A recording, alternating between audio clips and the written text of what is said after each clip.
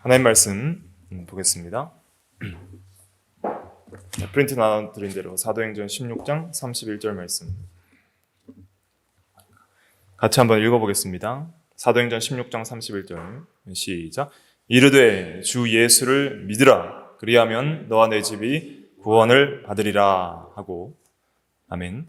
이 시간은 저번 시간에서 계속 이어서 은혜 언약의 내용과 약속이라는 제목으로 하나님의 언약 5번째 교리 또 강해를 시작하도록 하겠습니다. 하나님의 그 은혜의 언약의 내용과 약속이라 그랬는데 그 내용을 좀 살펴보고요. 내용 중에서도 중점적인 이 약속이 있습니다. 그 약속이 그 영생의 약속인데요. 이 영생에 대해서 그 영생의 약속이 도대체 무엇인지 그것을 오늘 좀 깊이 있게 생각을 해보려고 합니다. 그래서 오늘 말씀을 통해서 영생이 뭔가 이걸 확실하게 마음에 새겨야 되겠습니다. 도대체 예수를 믿음으로 우리에게 주시는 구원의 그 복 중에 이 구원 안에 영생도 포함되는 거예요. 구원 안에. 그래서 이렇게 생각하시면 됩니다. 우리가 구원을 받았다 할 때 그 구원은 여러 가지 복들이 복합적으로 들어있습니다. 성경에서. 그래서 죄사함이라고 말하기도 하고 또 의롭다 하심이라 말하기도 하고 또 하나님의 자녀가 되는 권세라고도 말하기도 하고 그 다음에 영생 이렇게 말하기도 합니다. 그리고 영원한 하나님의 나라를 기업으로 상속받는 것도 이제 구원의 한 요소입니다. 그래서 이 구원은 이렇게 우리가 이 구원을 누리는 데 있어서 이 복이 상당히 풍성해요. 성경 전체에서 이 구원은 단순한 게 아닙니다. 우리에게 주신 구원의 이 은혜라는 것은 영원히 알아가야 될 이 풍성한 은혜가 놀라운 보화가 이 속에 가득하게 들어있습니다. 그래서 이 구원을 주시라는 그 약속을 믿으면 구원받는 거예요. 그 약속이 은혜의 언약이에요. 믿기만 하면 오직 은혜로 구원을 받으리라 하는 것이 값없이 우리에게 주시는 하나님의 약속이에요. 행위 언약을 어겨서 이제는 저주와 사망의 형벌을 받을 수밖에 없는 죄인들은 은혜 언약이라는 약속을 받을 자격이 없거든요. 근데 이게 은혜라는 정체는 뭐냐면은 우리가 보통 선물이라고 이렇게 표현을 하잖아요. 그런데 이 선물은 어떤 선물이냐면 그래도 어느 정도 좀 받을 자격이 있는 뭐 친구나 좀 귀인에게 주는 선물이 아니라 하나님께서 구원의 은혜라고 말할 때 그 은혜는 받을 자격이 없는 죄인에게 베푸시는 값없는 하나님의 호의를 가리키는 거예요. 도저히 이거는 이런 복을 받을 자격이 없는 거예요. 어느 정도 좀 자격이 있으면은 그래도 좀 받을 만한 자격이 있다라고 생각할 수 있겠지만 그런 자격이 전혀 없어요. 그런 자격이 전혀 일절 없는 자에게 값없이 베푸시는 하나님의 이 호의의 선물이 은혜이다. 이것을 생각하면서 이 언약을, 은혜 언약이 이런 언약이다라는 것을 우리가 먼저 기억해야 되는데 복음이라는 건 그런 거예요. 이게 왜 기쁜 소식이냐면 도저히 내가 받을 수 없는 걸 받는 거예요. 도저히 받을 수 없는 영생과 구원과 하나님의 자녀가 되는 권세와 의롭다 하심과 죄사함과 영원한 하나님 나라를 상속받는 상속자로서 그 기업을 받는 것, 천국을 누리는 것, 받을 수 없는 자가 받는다는 그 진리를 깊이 붙들어야 되는 것입니다. 그래서 그것이 이제 은혜 언약인데 먼저 우리가 행위 언약을 좀 복습을 하면 행위 언약도 은혜적 요소가 있다 그랬습니다. 그래서 아담이 마땅히 하나님의 율법을 지켜야 할 도덕적 피조물로 창조되었는데 하나님께서 율법을 지킬 때에 생명을 약속하신 언약이 행위 언약입니다. 그래서 이 행위 언약을 교리문답에서는 생명의 언약이라고도 말을 합니다. 그래서 그 웨스트민스터 신앙고백서 7장 2항 행위 언약에 대한 것 2항 다시 한번 읽어볼까요? 네모 박스에 시작. 하나님께서 사람과 맺은 최초의 언약은 행위 언약이었다. 하나님께서는 이 언약에서 완전하고 개인적인 순종을 조건으로 아담에게와 그리고 아담 안에서 그의 모든 후손에게 생명을 약속하셨다. 그래서 생명을 약속하셨기 때문에 생명 언약이라고도 합니다. 그래서 대상은 이제 하나님과 아담이죠. 사람인데 그 아담 안에서 모든 후손이라 그랬으니까 대상은 아담 안에서 모든 후손, 인류가 대상이고요.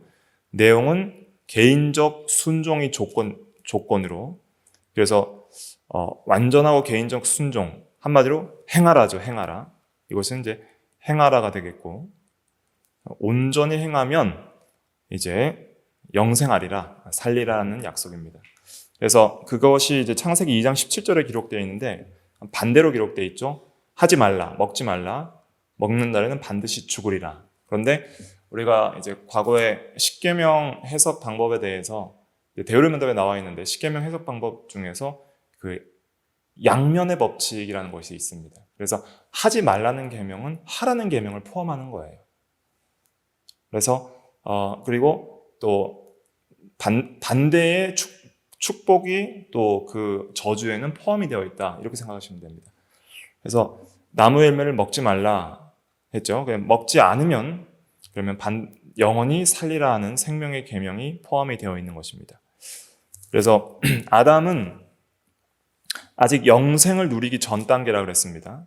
전에 설명드렸을 때에 영생이란 것은 무엇이냐면 하나님과의 영원한 교제의 지속이다. 항상 이걸 기억하십시오. 하나님과의 영원한 교제의 지속이 영생입니다. 그래서 아담은 시험 가운데 있었고 땅에 속한 삶 가운데 있었지만은, 그러나 일정 기간 온전한 순종의 시험의 기간을 통과하면은 하늘에 속한 삶도 누리고 이제는 다시는 타락할 수 없는 영원한 생명을 얻게 되는 것이죠. 더 높은 수준에서의 삶을 약속을 받은 것입니다. 근데 이것을 우리가 기억을 해야 됩니다. 영생의 개념을 생각할 때 영생이란 건 뭐냐면 하나님과의 영원한 교제의 지속이라면 어떤 방식으로 영원히 교제를 할까요? 바로 순종의 방식으로 영원한 교제를 하게 됩니다. 그래서 영생이라는 것은 이제는 영원히 한 번도 죄를 짓지 않고 이제는 영원히 온전히 순종하리라, 이런 뜻이에요. 영생하리라는 것은 이제 하나님 앞에 영원히 온전한 순종의 삶을 평생 살게 될 것이다, 이런 뜻입니다. 그리고 이 순종은 하나님을 향한 사랑의 방식입니다. 그래서 계명 순종은 하나님 사랑이에요. 그러니까 하나님은 어떻게 사랑하는 거냐면 할 것과 하지 말 것을 잘 지키는 것이 사랑의 방식이다. 십계명 강해 때에도 계명에 대한 것들을 얘기하면서 여러 번 말씀을 드린 기억이 있는데, 순종은 하나님을 누리고 사랑하는 방식이다, 이렇게 생각을 하셔야 됩니다. 그래서 영생에는 반드시 온전한 순종 개념이 여기 들어 있습니다. 그 온전한 순종 속에서 완전한 교제를 누릴 수 있는 것입니다. 이 놀라운 복을 행위언약에서 약속을 받았어요. 조건이 나의 개인적인 순종이에요. 나의 순종. 대표는 아담이고, 그래서 아담이 완전히 순종을 했으면 모든 인류가 이 영생의 약속을 대표로부터 함께 받게 되었을 것입니다. 그런데 아담이 불순종함으로써 모든 인류는 행위 언약의 저주에 빠지게 되어서 반드시 죽게 되는 것이죠. 반드시 죽으리라는 약속대로. 하나님의 약속은 반드시 성취된다. 예언 필성, 약속은 필히 성취된다 하는 것을 기억해야 됩니다. 하나님의 말씀은 반드시 이루어집니다.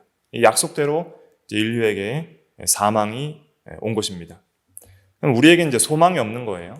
우리는 아담 안에서 다 사망 아래에 있는 존재인데, 그러나 아담이 타락하자마자 즉시 은혜의 약속을 해주셨죠. 그것이 이제 원복음인데, 앞으로 여자의 후손으로서 창세기 3장 15절 말씀대로 그리스도를 통하여서 이제 구원을 해주실 구원의 약속을 구약시대 때에 주셨습니다. 그래서 그 약속을 믿는 모든 성도들은 다 구원을 얻었습니다. 그래서 은혜 언약은 반드시 중보자 그리스도를 통해서 구원해 주실 것이라는 그 약속이기 때문에 항상 중보자가 나옵니다. 그 중보자가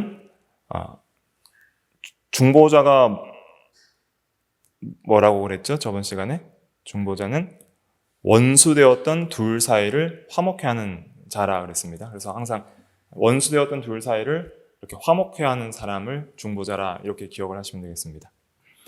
그래서 은혜 언약이라는 것은 무엇이냐면, 첫째로는 이제 그리스도가 중보자인데 중보자와 함께 그 안에서 택함 받은 자들과 맺은 언약입니다.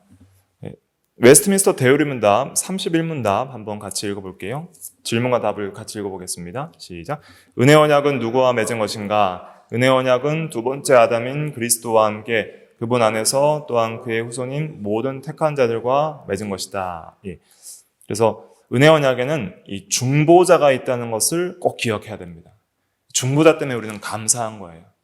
그러니까 내 스스로 하나님과 화목할 수 없는 원수된 관계에서 하나님의 저주의 대상, 하나님의 진노의 형벌의 대상이 바로 죄인인 상태입니다. 죄인인 신분과 상태입니다.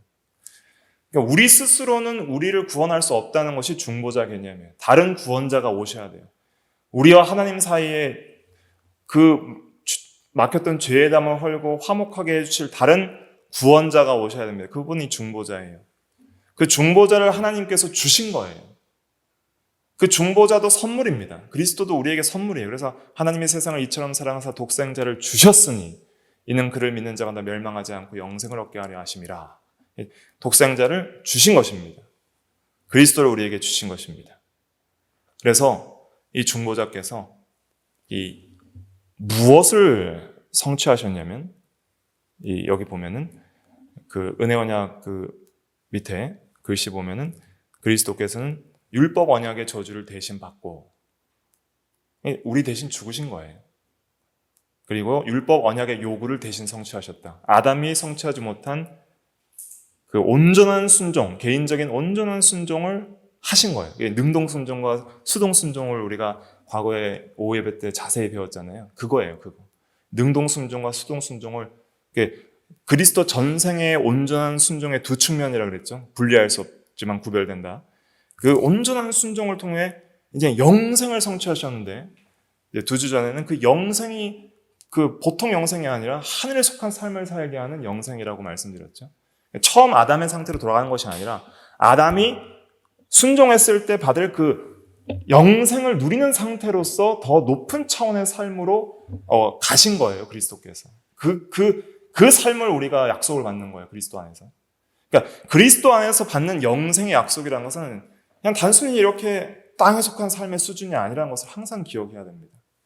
하늘에 속한 삶, 영원한 다시 타락할 수 없는 완전한 교제의 그 삶을 약속을 받은 거예요. 근데 우리가 어떻게 그 약속을 얻게 됐냐면 중보자 때문이에요. 대신 해준 사람이 있는 거예요. 대리자가 있는 거예요. 대속자가 있고 대리자가 있고 중보자가 있어서 그분이 대신 받고 대신 성취하신 겁니다. 근데 이 대신 성취한 것을 내가 믿기만 하면 받는다는 거예요. 그게 얼마나 은혜예요. 내가 하는 게 없어요. 이제 내가 행함으로 구원받을 수 있는 게 아니에요. 내가 뭘 성취하거나 해서 할 수 있는 것이 아니라 오직 믿음으로 그 중보자께서 행하신 모든 구원의 효력을 우리가 적용받고 영생의 선물을 선물로 받는 것입니다. 그래서 이제 은혜 언약의 내용은 뭐냐면 믿으라 그리하면 살리라예요. 간단하게 이제 정리할게요. 행위 언약은 내용이 뭐예요? 행하라 그리하면 살리라예요. 행하라. 약속은 똑같아요. 살리라는 것은 똑같습니다. 언약은 약속한 복이 있는데 복은 똑같아요. 살리라가 복이고요. 조건. 그래서 언약하면 이렇게 두 가지로 쉽게 정리하시면 돼요. 조건과 약속이 있다. 언약에는 조건과 약속이 있다. 첫째, 행위 언약의 조건은 뭐였어요? 순종. 순종이 조건입니다. 행위 언약의 조건이 뭐예요? 순종. 완전한 순종이 조건이고 순종하면 뭐 하겠다는 거예요? 살리라, 영생하리라. 근데 은혜 언약의 조건은 뭐예요? 믿음. 믿음인데 약속은 뭐예요? 살리라, 영생하리라. 똑같아요. 똑같이 영생인데 근데 차이가 있어요. 이 차이를 잘 구별하셔야 이제 쉬워집니다. 행위 언약의 약속은 진짜 조건이에요. 내가 해야 될 거였어요. 그런데 은혜 언약에서의 조건의 믿음은 내가 믿는 거긴 하지만 그 믿음도 동시에 에베소 2장 8절에 보면 뭐라 그랬어요? 하나님의 선물이라 그랬어요. 그러니까 내가 진정으로 믿는 건 맞는데 인간의 책임도 100% 있습니다. 그래서 믿지 않는 자는 자기가 싫어서 안 믿는 거고 믿을 수 있게 되는 것은 하나님께서 나의 마음을 변화시키고 살려주셔서 영혼의 근본적 성향이 주도적 성향이 변화되게 하셔서 자원하여 믿게 하시는 은혜를 주심으로 내가 이제는 믿게 되는 거예요. 그래서 이 믿음도 선물이기 때문에 이것이 은혜가 되는 것입니다. 그리고 약속, 영생을 이제 값없이 믿음으로 주시게 되는 것이죠. 그런데 오늘은 이 영생이 그 행위 언약에서 주시는 영생과 은혜 언약에서 이제 주시는 영생이 조금 이제 좀 차이가 있다는 것을 살펴봐야 되는데, 어떤 차이를 말하냐면 본질적인 차이가 아니라 우리가 이제 예수를 믿음으로 구원받은 성도들은 현재적 영생의 면과 이 미래적 영생의 면, 그러니까 이 세상에서 영생을 얻고 누리는 면과 앞으로 올 미래의 세상에서 내세에서 누릴 영생의 면을 좀 구별을 해서 이해를 해야지 우리가 혼란에 빠지지 않습니다. 그 부분이 이제 영생을 잘 이해해야 할 부분입니다. 그래서 오늘 먼저는 이제 데오림도 살펴보고 이걸 넘어가려고 했는데, 먼저 이미 논의를 시작했으니까 2페이지 마지막으로 가보도록 하겠습니다. 2페이지 마지막. 영생과 칭의, 중생과 성화의 관계라고 되어 있는 곳 있죠. 거기부터 좀 보도록 하겠습니다. 아담이 타락하기 전에는 죄가 없었죠. 죄가 없었기 때문에 온전히 개인적으로 순종하는 게 쉬웠다고 말씀드렸습니다. 참 쉽게 그걸 순종할 수 있었고요. 그렇게 무죄 상태에 있다가 갑자기 더 높은 차원의 삶으로 이렇게 올라가는 영생을 얻게 되는 것이 행위 언약의 약속이었어요. 그래서 아담이 영생을 얻는 단계를 보면은 무죄 상태에서 있다가 순간적으로 영생의 상태로 가버리는 거예요. 그러니까 아담에게는 두 상태가 이제 있었던 거예요. 약속과 함께 보면은 무죄 상태, 영생의 상태, 아니면 사망의 상태, 이렇게만 딱 구별이 되는 거예요. 근데 이제 우리 모든 인류는 아담이 영생의 상태로 못 가고 이제 사망의 상태로 갔기 때문에 이제 우리는 태어날 때부터 다 사망의 상태 안에 태어나서 살다가 죽는 거예요. 그런데 이 사망의 상태에 있던 우리들이 예수 그리스도를 믿음으로, 은혜 언약을 믿음으로 우리가 구원을 받고 영생을 얻으면, 그러면 내가 지금 즉시 바로 영광스러운 완전한 영생의 상태로 즉시 가는 게 아니라는 거예요.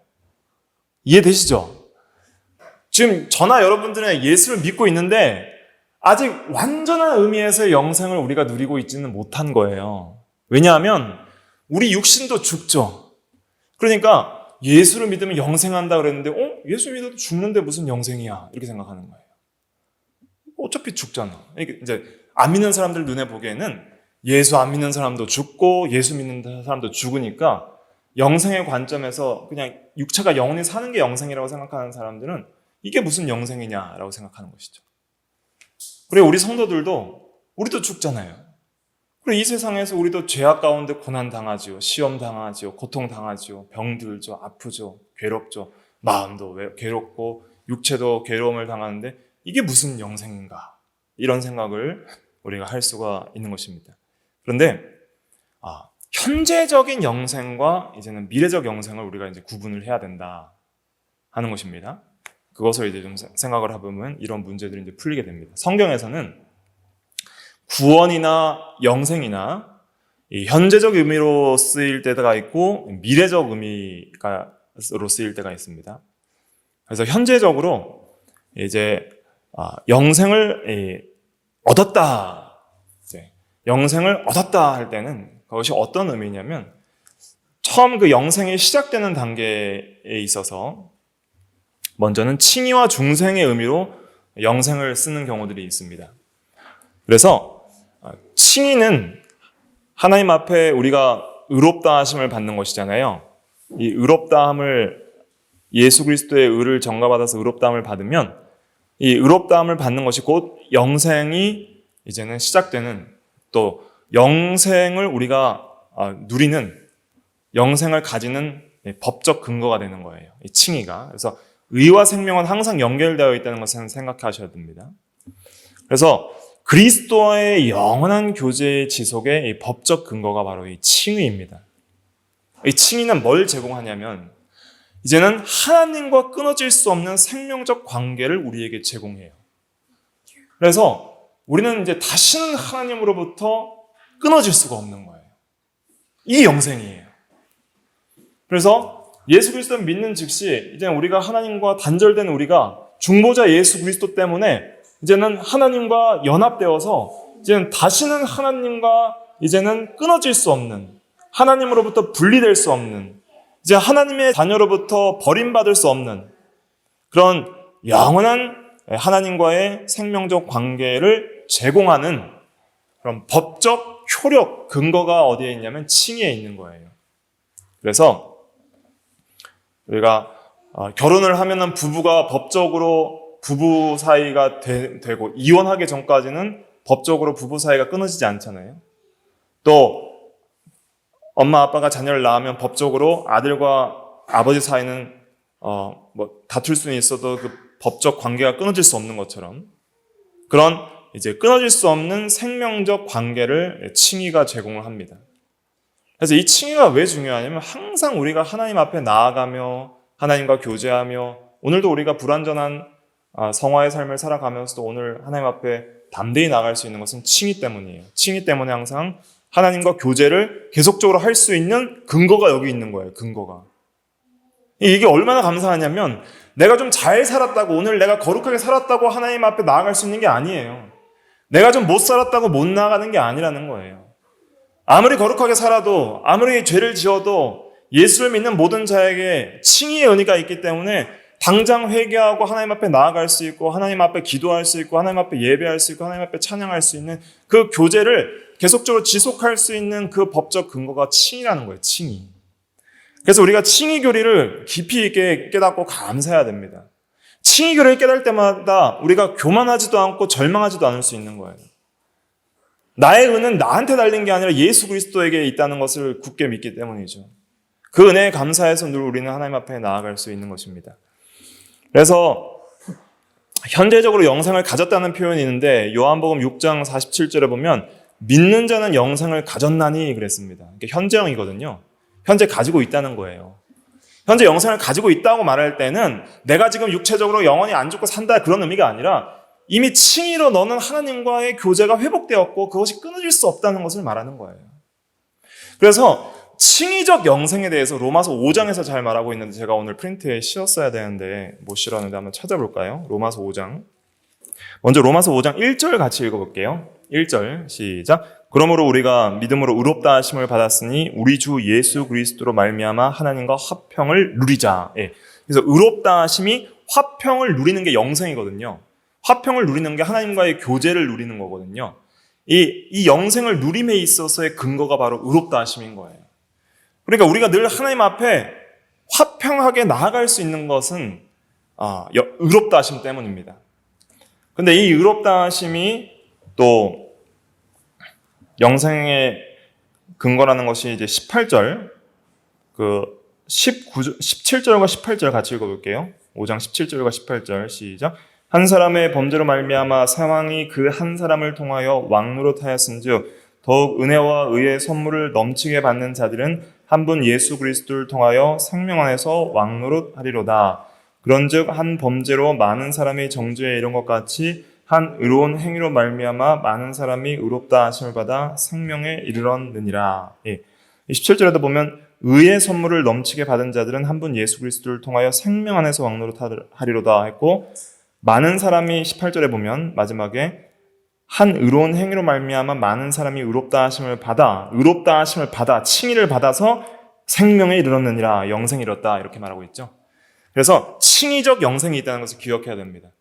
의롭다 하심을 받아 생명에 이르렀느니라. 5장 18절 로마서 5장 18절. 그래서 칭의적 영생이 있다. 하나님과 영원히 끊어질 수 없는 여기 그리스도라고 되어 있네요. 그리스도가 아니라 이제 하나님과 이렇게 하시면 되겠습니다. 하나님과 넓게는 그리스도라고 해도 되지만 하나님과 영원한 교제 속의 법적 근거다. 이렇게 생각하시면 되겠습니다. 칭의적 영생이 있고 또 이것은 이제 법적인 근거를 제공하고요. 근데 법적으로 끊어질 수 없지만은 이제 우리가 실제적으로 하나님과 교제, 화평을 누리는 실제적 영생을 이제 누리는 것을 시작을 해야 되거든요. 그래서 영생은 이제 현재적 누림의 단계가 있습니다. 법적 근거 때문에, 자, 이렇게 기억하셔야 돼요. 이 법적인 근거 칭의 때문에 이제 우리는 영생을 현재적으로 누리는 것을 할 수가 있어요. 그 현재적 누림은 중생을 통해서 시작이 됩니다. 현재적으로 영생을 누리는 것이 중생을 통해 시작됩니다. 그래서 요한복음 6장 47절에도 믿는 자는 영생을 가졌나니, 그래서 영생이 이제 이미 시작되어서 가지고 있다는 그런 뜻입니다. 그래서 여기서 이 칭의도 완전하고 영원하고요, 모든 신자에게 동일합니다. 이 칭의는 뭐 크고 작은 게 없어요. 그리스도의 의를 내가 받은 거기 때문에 누구는 그리스도를 많이 받고 누구는 그리스도를 적게 받고 그런 것이 없습니다. 중생에 있어서도 이제는 영생을 누리는 생명의 시작이기 때문에 모든 성도에게 다 동일한 거예요. 어린아이가 태어나면 아기 때는 전부 똑같이 어린아이의 생명이 비슷비슷한 것처럼 중생도 전부 하나님 앞에 새 생명이 이제는 살아날 때에는 모든 신자에게는 똑같이 하나님 앞에 살아나게 되는 거예요.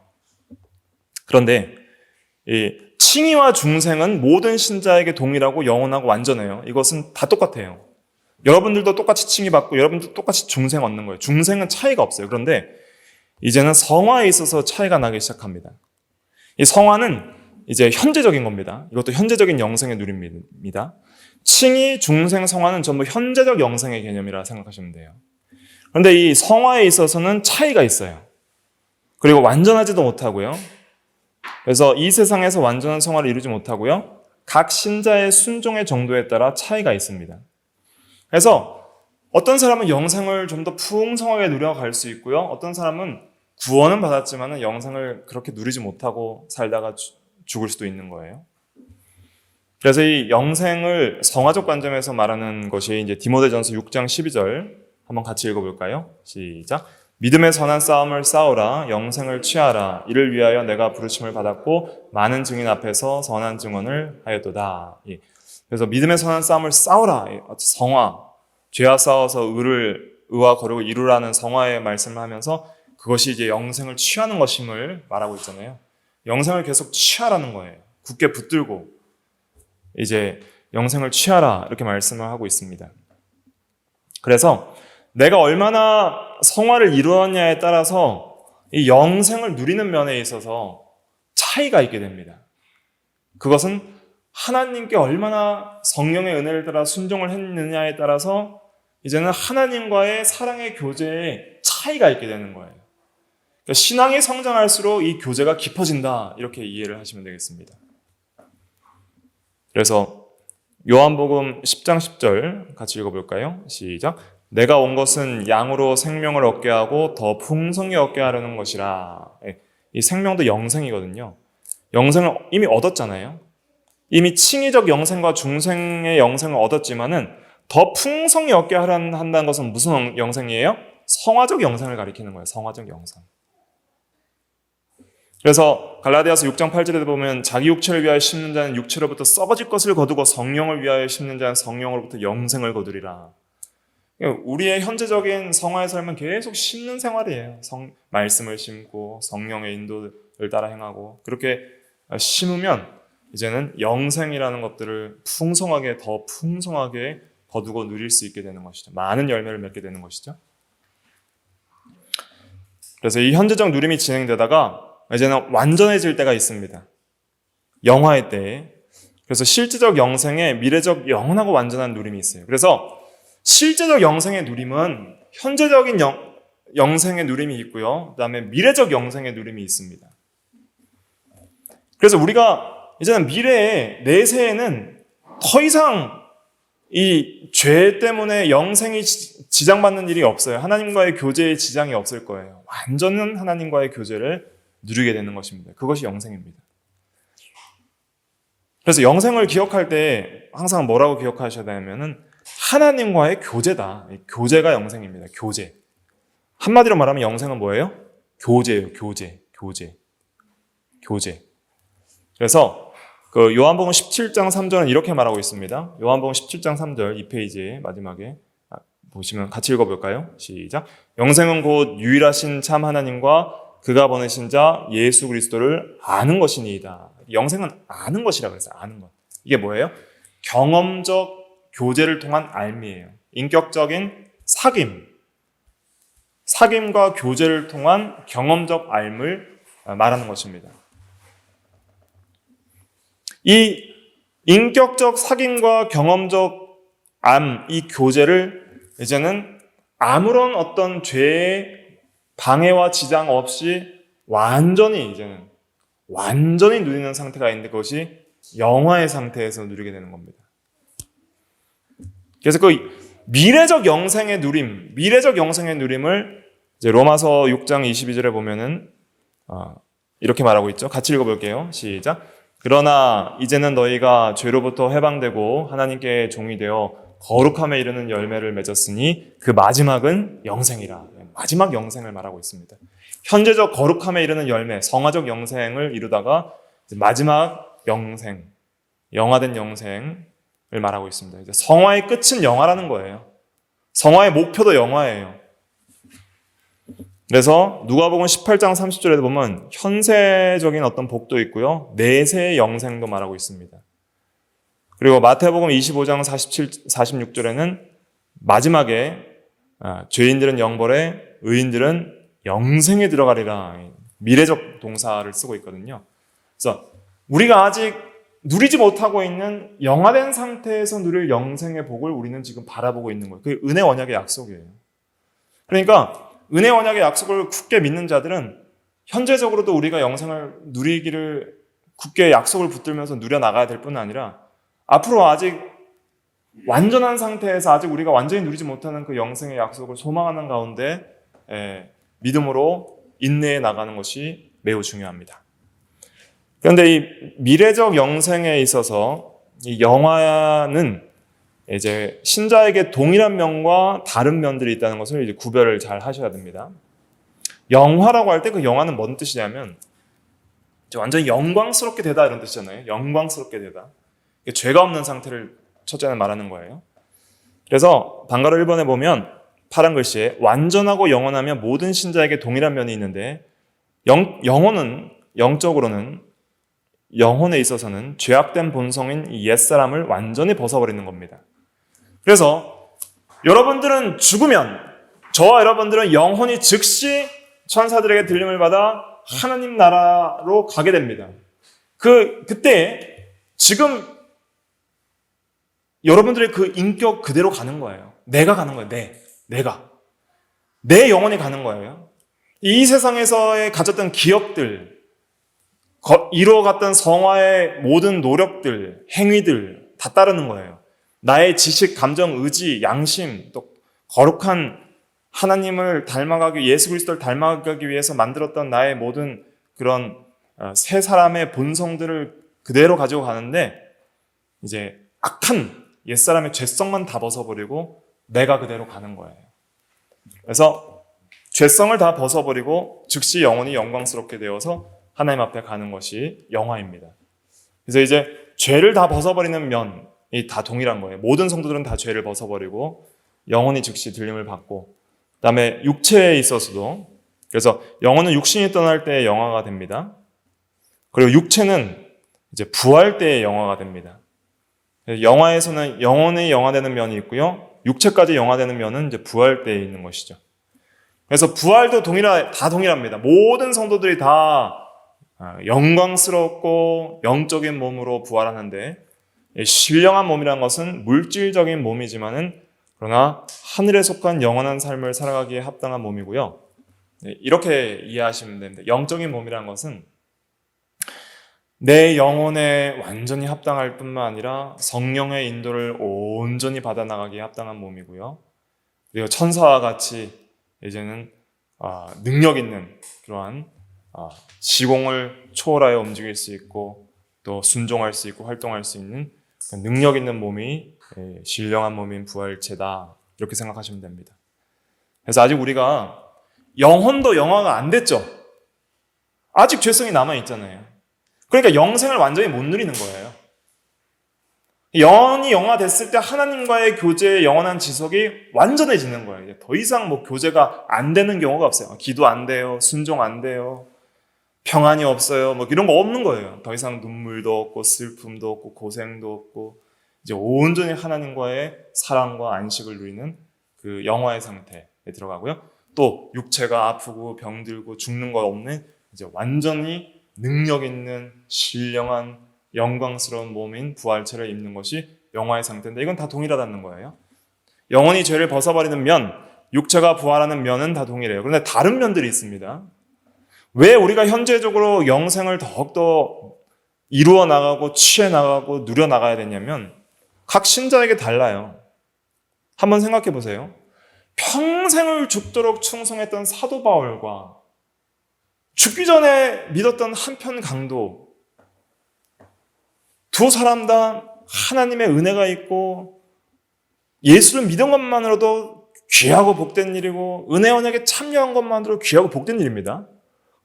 믿기 전에 몇 분 전에 믿고 죽었다 할지라도 그 사람은 악하고 사도 바울은 선하다 이렇게 판단할 것이 아니라 하나님이 피 흘려 죽으신 사람이라고 생각할 때 모든 구원받은 사람들은 다 은혜 받은 자고 그 자체로 복된 거예요. 주께서 피 흘려 죽으신 형제들인 거예요. 그러니까 형제들을 함부로 판단해서는 안 되는 것은 그 사람이 잘났고 못났고로 판단하는 것이 아니라 판단하면 안 되고 형제를 왜 함부로 판단하면 안 되냐면 그리스도께서 피 흘려 죽으신 형제이기 때문에 형제들을 함부로 판단해서는 안 되는 것이죠. 하지만 다 하나님의 사랑받은 자이고 은혜받은 자이고 그리스도의 피가 있는 자들이지만은 그러나 차이는 있다. 하나님은 공의로우신 하나님이고 행한 대로 갚으시는 하나님이고 그렇기 때문에 차이가 있습니다. 영혼도 차이가 있어요. 죄는 벗어버리지만 똑같은 영혼이 아니에요. 사도 바울 영혼이랑 죽기 전에 믿은 한편 강도의 영혼은 달라요. 이 영혼과 저 영혼은 다른 영혼이에요. 각자 자기 인격의 영혼을 가지고 영화되는 거예요.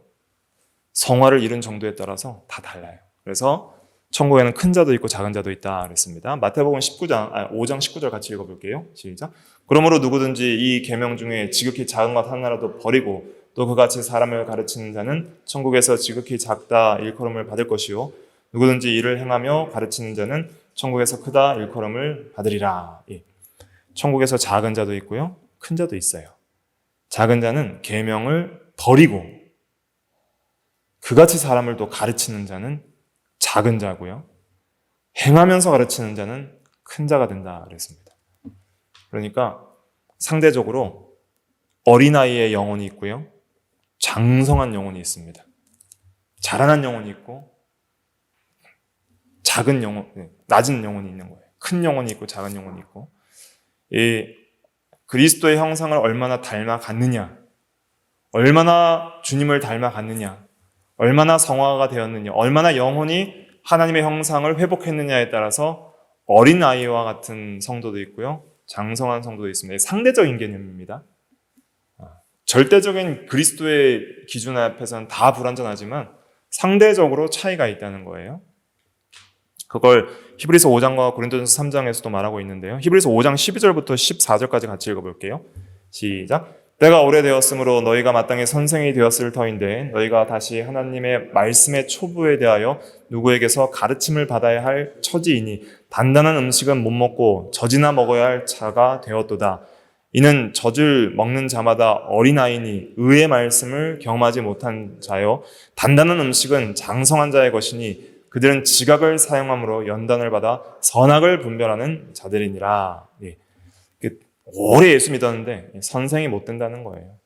다시 하나님의 말씀의 초보에 대하여 가르침을 받아야 된다는 거예요. 다시 복음이 뭐고 다시 율법이 뭐고 뭐가 구원의 첫 단계인지 가장 기본의 중생, 칭의 이 정도 수준에서 머물 수밖에 없다는 거예요. 단단한 음식을 못 먹는다는 것은 이제 성화면을 못하고 있다는 거예요. 의의 말씀을 경험을 해야 되는데 이 젖을 먹는다는 것은 그냥 예수 믿으면 구원받습니다. 예수 믿으면 천국 갑니다. 예수 믿으면 죄사함 받습니다. 예수 믿어야 됩니다. 이건 초보적인 거예요. 가장 기본, 가장 중요하다는 거예요. 가장 기본이지만 가장 중요해요. 초보라고 안 중요하다는 것이 아니라 가장 근본적으로 중요한 진리들. 근데 그 정도 수준에서 머무는 거예요. 근데 자라나는 면에 대해서는 모르는 거예요. 의의 말씀을 경험하지 못해요. 하나님의 은혜로 죄를 깨닫고 회개하여서 하나님 앞에 거룩하게 살아가고 죄를 이기고 더욱더 순종함에 더욱더 온전하게 나아가는 그러한 경험들이 없는 거예요. 그것이 어린아이들입니다. 하나님을 순종하는 면에 있어서 너무 약하다는 거예요. 너무 약해요. 너무 순종을 못해요. 그것이 어린아이들입니다. 그러나 단단한 음식은 이제는 어려운 순종의 시험에 때라도 순종해 나간다는 거예요. 하라는 것을 온전히 해나가고 하지 말라는 것을 하지 않아 나가고 어떤 시험이 와도 그것을 굴복하지 않고 이겨나가는 그러한 자는 장성한 자입니다. 단단한 음식을 먹는 자예요. 순종하기 어려운 말씀들을 순종해 나가는 자이죠. 그들은 지각을 사용함으로 연단을 받아 선악을 분별하는 자들이니라. 뭐가 선이고 악인지를 확실하게 분별하여서 선한 길로 순종해서 나가는 그런 지각이 있어요. 연단도 많이 받아서 이겨나간다는 거예요. 연단을 많이 받아서 시험을 이길 때 더욱더 선악을 분별해 나갈 수 있는 총명이 생깁니다. 자라나는 것이죠. 자라나야 됩니다. 예수 믿고 끝이 아니에요. 영생을 이루어 나가야 됩니다. 하나님은 자라나기를 원하십니다. 우리가 아직도 어린아이와 같다는 것을 항상 기억해야 돼요. 저도 그렇고 여러분들도 그렇고 너무 어린아이예요. 하나님 보시기에는 다 어린아이인 거예요. 그러니까 더욱더 장성해질 수 있도록 힘을 써야 됩니다. 고린도전서 3장 1절부터 3절도 같이 읽어볼게요. 시작. 형제들아, 내가 신령한 자들을 대한 것 같이 너희에게 말할 수 없어서 육신에 속한 자 곧 그리스도 안에서 어린아이들을 대한 것 같이 하노라. 내가 너희를 젖으로 먹이고 밥으로 아니하였노니 이는 너희가 감당하지 못하였음이거니와 지금도 못하리라. 너희는 아직도 육신에 속한 자로다. 너희 가운데 시기와 분쟁이 있으니 어찌 육신에 속하여 사람을 따라 행함이 아니리요. 자, 여기 보세요. 어린아이가 누구냐면 육신에 속한 자라는 거예요. 육신에 속한 자. 시기와 분쟁이 있는 것이 육신에 속한 자라는 거예요. 그러니까 사랑하라 하는 계명 순종 못하는 거예요. 그리스도의 마음을 품으라, 용서하라, 사랑하라, 이런 거 안 되는 거예요. 그게 어린아이입니다. 그래서 은혜 언약을 받은 자들은 믿으라, 그리하면 살리라 할 때 믿으면 그냥 영생 얻었네? 이제 이렇게 생각하는 사람들 있잖아요. 어차피 믿으면 구원받고 천국 가는 거라며요. 그럼 뭐 죽기 전에 되겠네요. 이렇게 생각하잖아요. 이렇게 생각하는 사람도 있는데 그것이 아닙니다. 믿고 끝이 아니에요. 믿음으로 살아가는 것이 중요한 것이죠. 영생을 이루어 나가는 면이 중요한 것입니다.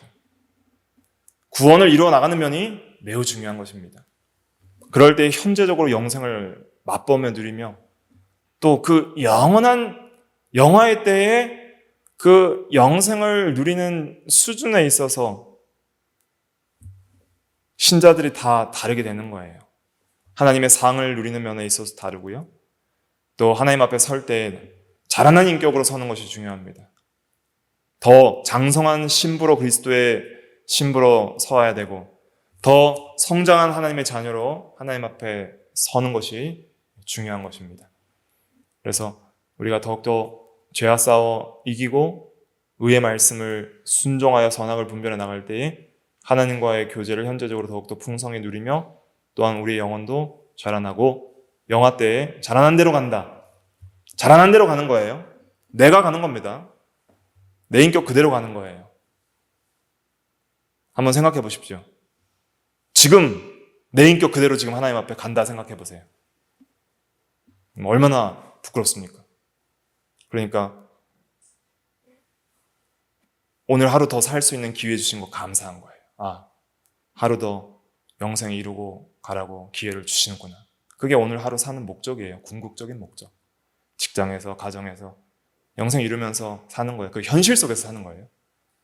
교회 나가서 사는 게 아니라 각자의 삶의 터전에서 주님과 동행하면서 의의 말씀을 순종하며 사는 영생을 이루면 사는 거예요. 그 생명 그대로 가는 거예요. 자라난 그대로 가는 겁니다.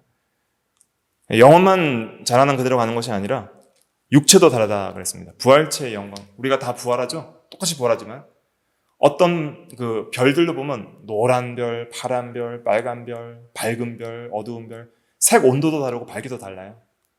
그것처럼 우리 부활체도 다 모습이 달라요. 다 내 모습의 부활체가 있어요. 우리 얼굴이 다 다른 것처럼. 부활체의 모양도 다르고요. 영광도 다르고 밝기도 다르고 색깔도 다를 거예요. 그리스도께서 제일 밝으시겠죠?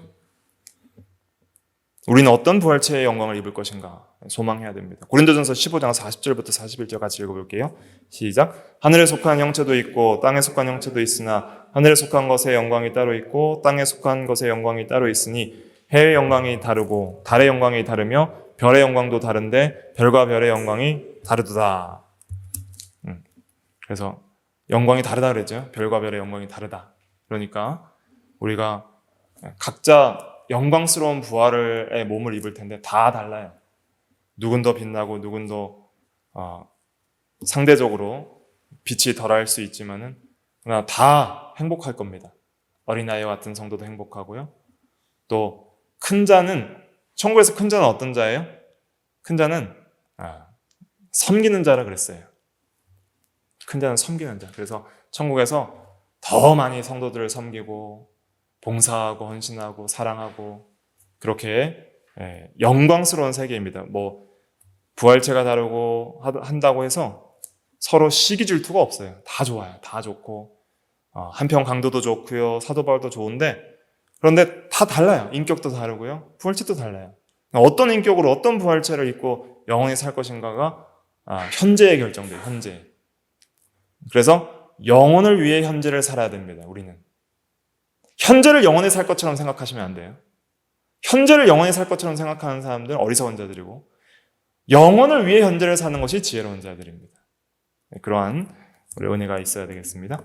같이 기도하겠습니다.